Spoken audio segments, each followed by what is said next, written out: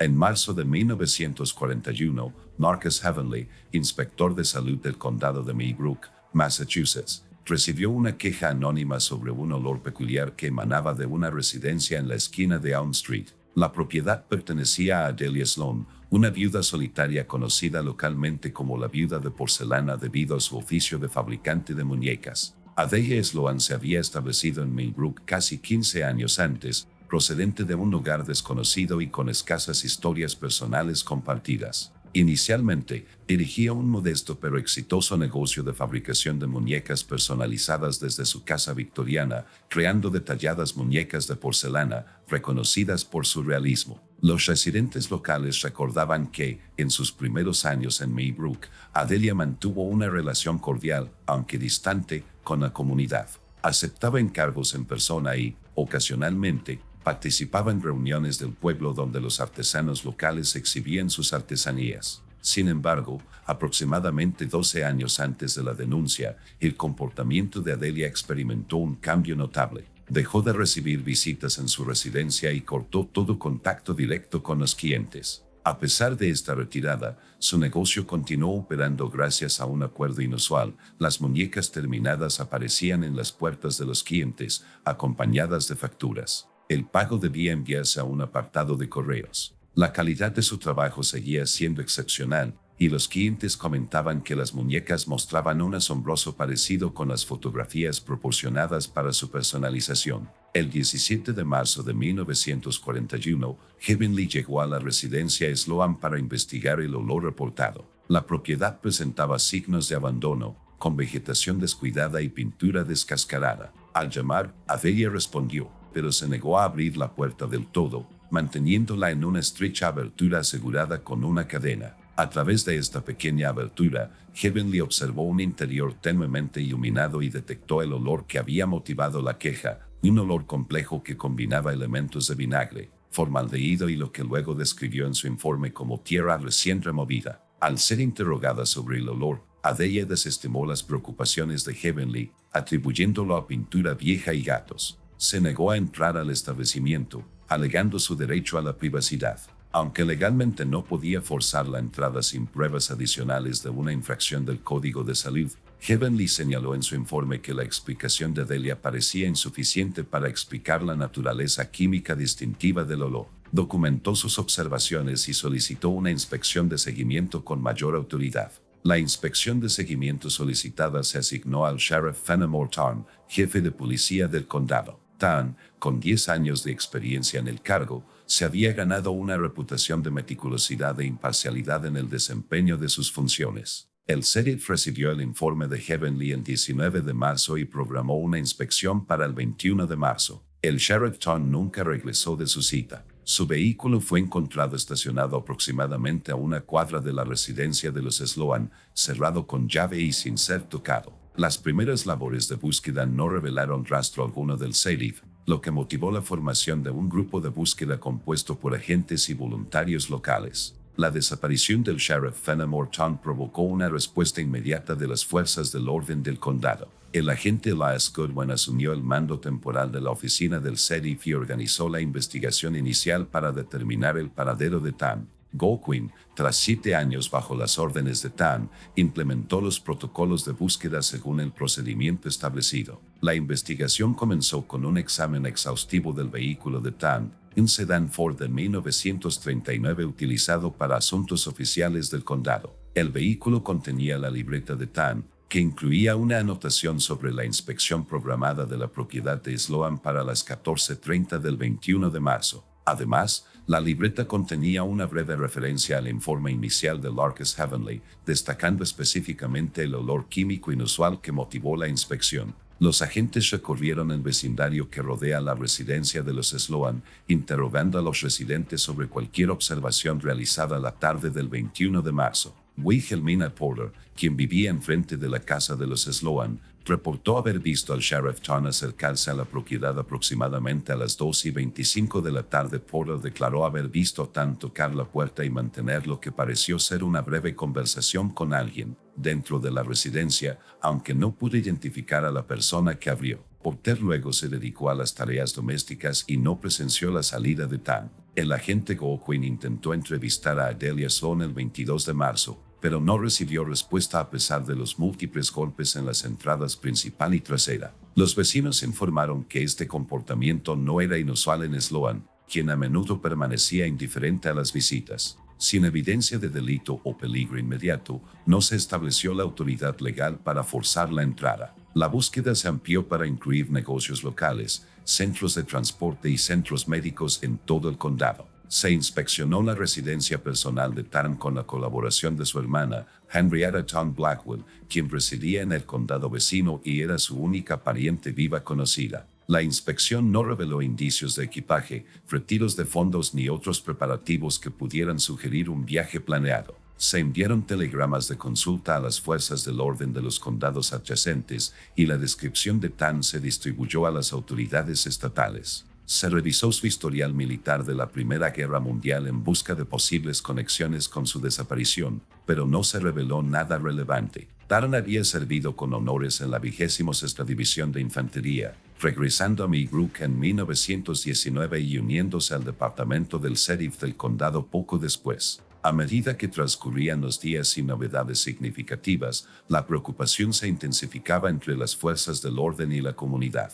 El sheriff Tarn mantenía una reputación positiva en Meybrook, sin enemigos conocidos ni conflictos personales que pudieran explicar su repentina desaparición. Su conducta profesional había sido descrita constantemente como ejemplar tanto por colegas como por ciudadanos. El 27 de marzo, 6 días después de la desaparición de Tan, ocurrió un suceso significativo. El agente Morris Wetfield, mientras inspeccionaba el perímetro de la propiedad de los Sloan, observó lo que parecía tierra recién removida en un rincón apartado del jardín trasero. Tras una inspección más detallada, Whitfield descubrió un pequeño objeto parcialmente expuesto en la tierra. El objeto fue excavado cuidadosamente e identificado como una muñeca de porcelana de aproximadamente 30 centímetros de altura. La muñeca de porcelana recuperada del jardín de Adelia Sloan representó un avance inquietante en la investigación. El agente Morris Wetfield, quien la descubrió, reconoció de inmediato su importancia. Los rasgos faciales de la muñeca guardaban un asombroso parecido con los del sheriff desaparecido Fenimore Tarn. La artesanía era excepcional, capturando la distintiva mandíbula cuadrada de Tan, su frente prominente y la pequeña cicatriz sobre su ceja derecha, un detalle conocido por pocos fuera de sus conocidos inmediatos. La muñeca vestía una réplica en miniatura del uniforme de un sheriff, hecha de tela real en lugar de porcelana. El uniforme incluía insignias departamentales precisas y una placa en miniatura con el número de Tan, el 27. Lo más preocupante era que la tela contenía manchas microscópicas que, según las pruebas de campo, podrían ser de sangre. La muñeca fue cuidadosamente documentada y resguardada como prueba. Con base en este descubrimiento, el agente Goldquin obtuvo una orden de registro para la residencia de Sloan del juez Hammond Waltham. A las 9:30 de la mañana del 28 de marzo, un equipo compuesto por 5 agentes y 2 médicos del condado ejecutó la orden. Al no recibir respuesta a sus anuncios, los agentes forzaron la entrada por la puerta principal. El interior de la residencia Sloan se presentaba abandonado. No había ningún ocupante y una inspección preliminar no reveló indicios de ocupación reciente en las zonas de estado. La comida de la cocina parecía intacta desde hacía varios días y el correo se había acumulado en la puerta. Sin embargo, el sótano del edificio y un taller anexo mostraban indicios de actividad reciente. El taller, una terraza acristalada reformada en la parte trasera de la casa, contenía equipo y materiales para la fabricación de muñecas, ordenados con precisión. Las mesas de trabajo mostraban las distintas etapas de la producción de muñecas, incluyendo moldes de porcelana, materiales de pintura y telas. La documentación en el lugar de los hechos indicaba una operación sofisticada que empleaba técnicas que superaban los estándares habituales de los aficionados o incluso de los fabricantes de muñecas profesionales. Lo más significativo fue que el taller contenía 47 muñecas terminadas, dispuestas en estantes a lo largo de las paredes. Cada muñeca exhibía la misma excepcional artesanía observada en la muñeca Tan, con rasgos faciales, ropa y accesorios individualizados. El agente Goldquin reconoció de inmediato una muñeca, la de Theodora Wilkinson, residente de Meybrook, quien había sido reportada como desaparecida en 1937. A medida que avanzaba el inventario, Los agentes identificaron varias muñecas que se parecían a personas desaparecidas de Meybrook y comunidades aledañas durante los últimos 12 años. El cruce de datos con los registros de personas desaparecidas confirmó 29 posibles coincidencias, incluyendo 7 niños y 22 adultos de diversas edades. Lo más inquietante fue que una muñeca tenía la misma imagen que Larkus Heavenly, el inspector de salud que inició la investigación y que estuvo presente en el lugar de los hechos, ayudando a las autoridades en la búsqueda. La muñeca Heavenly estaba colocada de forma diferente a las demás, sobre el escritorio de Sloan en lugar de en los estantes y a medio terminar. Le faltaban manos y pies, aunque sus rasgos faciales estaban completos. Un pequeño cuaderno junto a la muñeca contenía mediciones y observaciones detalladas sobre las características físicas de Heavenly, incluyendo información que solo se podía obtener mediante una observación minuciosa. El sótano de la residencia contenía equipo de uso incierto, suministros químicos, como formaldehído, diversos ácidos y conservantes, se almacenaban en contenedores etiquetados. Una mesa grande con un aparato de contención ocupaba el centro del espacio. Se habían instalado sistemas de drenaje en el suelo que conducían al sistema séptico de la propiedad. Manchas oscuras en la mesa y el suelo dieron positivo en sangre. Una excavación adicional en el jardín trasero no reveló restos humanos, aunque las muestras de suelo indicaron una alteración química consistente con los compuestos encontrados en el sótano. Una inspección exhaustiva del perímetro de la propiedad no identificó muñecas adicionales ni evidencia relevante. Cabe destacar que no se encontró rastro alguno de Adelia Sloan. El descubrimiento en la residencia de los Sloan transformó lo que comenzó como un caso de personas desaparecidas en una compleja investigación criminal de una envergadura sin precedentes para el condado de Meybrook. El agente Goldquin estableció un centro de mando en el juzgado del condado, coordinando con la policía estatal y las autoridades federales que acudieron para ayudar con el caso, que se expandía. El examen forense de las muñecas arrojó resultados inquietantes. La porcelana utilizada en su fabricación contenía trazas de elementos que no se encuentran habitualmente en los compuestos cerámicos comerciales. Los análisis de laboratorio identificaron material orgánico integrado en la mezcla de porcelana,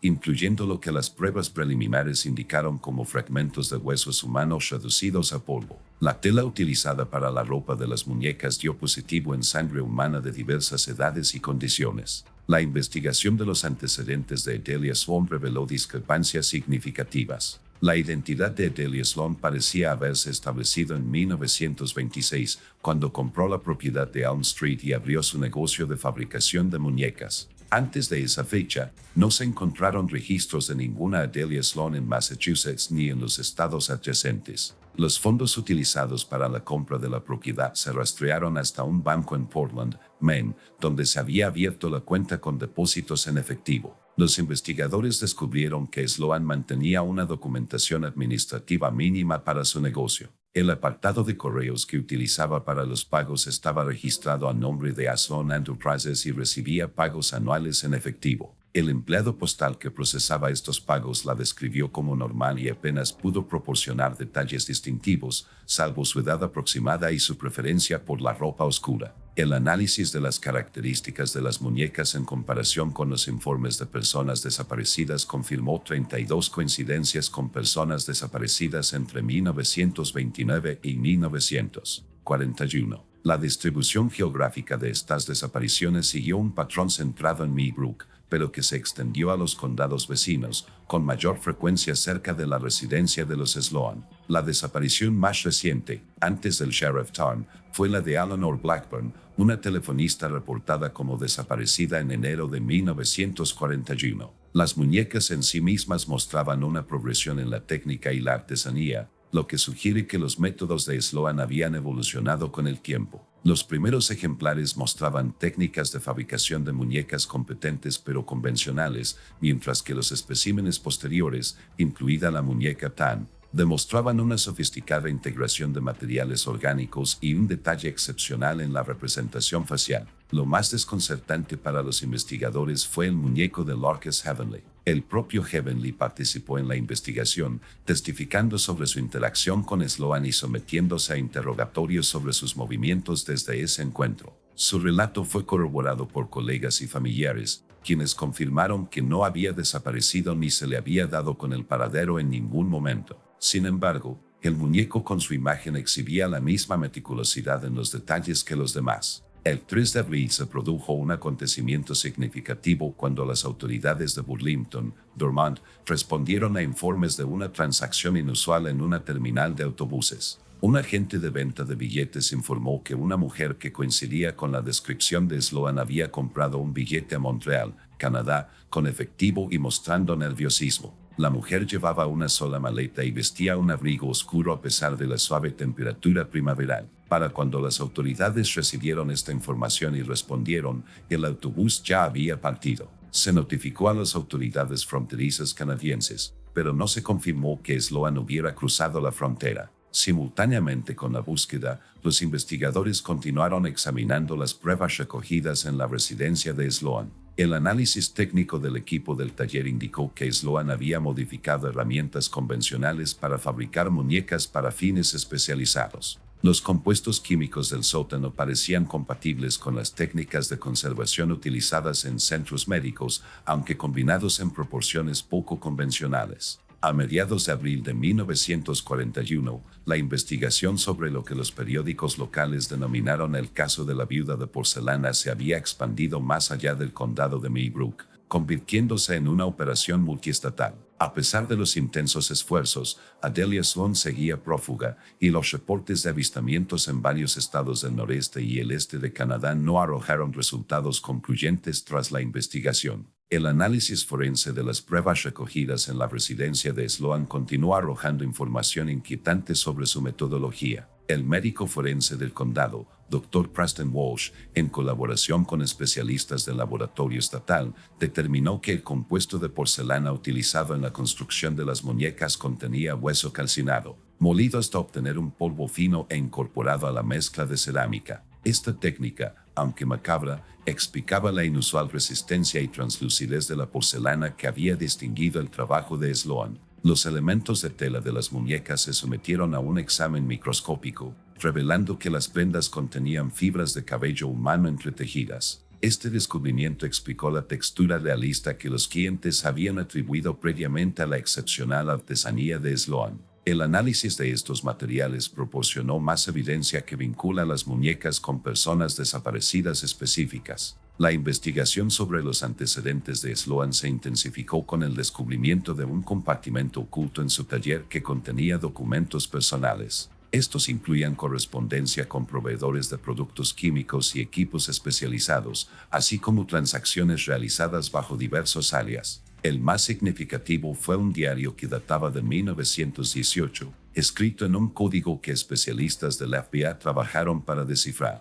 La descodificación parcial del diario reveló que Adelia Sloan había operado previamente bajo diferentes identidades en al menos otros 3 lugares del noreste de Estados Unidos. Las referencias en el texto descodificado sugerían que sus actividades de fabricación de muñecas comenzaron durante su empleo en un hospital militar durante la Primera Guerra Mundial, donde tuvo acceso a muestras médicas y desarrolló técnicas de conservación. El destino del sheriff Fenimore Town seguía sin resolverse. A pesar de la excavación de toda la propiedad de Sloan y sus alrededores, no se recuperaron restos humanos. La muñeca con su imagen seguía siendo la única evidencia física de su destino. De igual manera, no se localizaron restos de las demás personas desaparecidas, lo que plantea interrogantes sobre los métodos de Sloan para deshacerse de los restos y el alcance de sus actividades. Larkus Heavenly, cuya participación involuntaria dio inicio a la investigación, permaneció bajo observación médica debido al impacto psicológico que le causó descubrir su propia imagen entre las creaciones de Sloan. Heavenly reportó pesadillas recurrentes y la persistente sensación de ser observado. El personal médico atribuyó estos síntomas a un trauma, aunque algunos investigadores observaron la coincidencia de que varios testigos que habían tenido contacto con Sloan reportaran sensaciones similares antes de interactuar con ella. El estado inacabado de la muñeca celestial planteó una preocupación particular a los investigadores. A diferencia de las muñecas terminadas que representan a personas desaparecidas confirmadas, este espécimen existía a pesar de que su sujeto seguía con vida y bien. Esta anomalía sugería posibilidades sobre la metodología de Sloan que los investigadores encontraron inquietantes, en concreto, que la creación de las muñecas pudiera preceder, en lugar de seguir, a la desaparición de sus sujetos. A finales de abril, se produjo un avance significativo cuando el análisis de muestras de suelo de la propiedad de Sloan identificó compuestos químicos consistentes con la disolución completa de materia orgánica.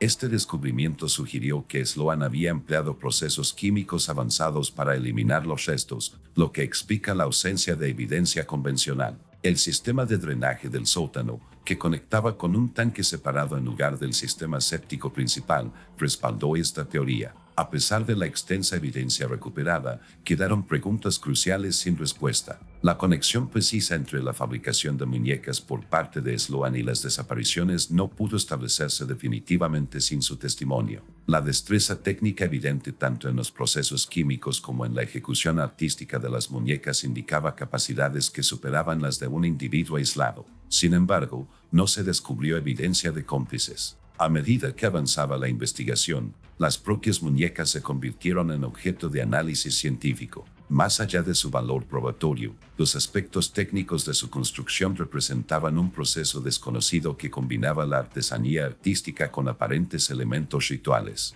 Cada muñeca contenía estructuras internas similares, un núcleo de material que, según pruebas preliminares, contenía tejido orgánico preservado. El caso se mantuvo activo durante la primavera de 1941, con boletines sobre Delia Sloan distribuidos por todo Estados Unidos y Canadá. La investigación de la viuda de porcelana marcó un punto de inflexión en la metodología forense de la región, estableciendo protocolos para la recolección y preservación de pruebas que influirían en las prácticas de investigación criminal durante las décadas siguientes. Para los residentes de Maybrook, el caso dejó una huella imborrable en la comunidad. La residencia Sloan fue finalmente demolida por orden del condado, aunque persistieron los informes de olores inusuales que emanaban del suelo mucho después de la demolición de la estructura. Más significativo fue el impacto psicológico, comprender que durante 12 años, un individuo capaz de acciones tan calculadas había operado entre ellos, transformando a los desaparecidos en artefactos macabros que habían permanecido ocultos a plena vista.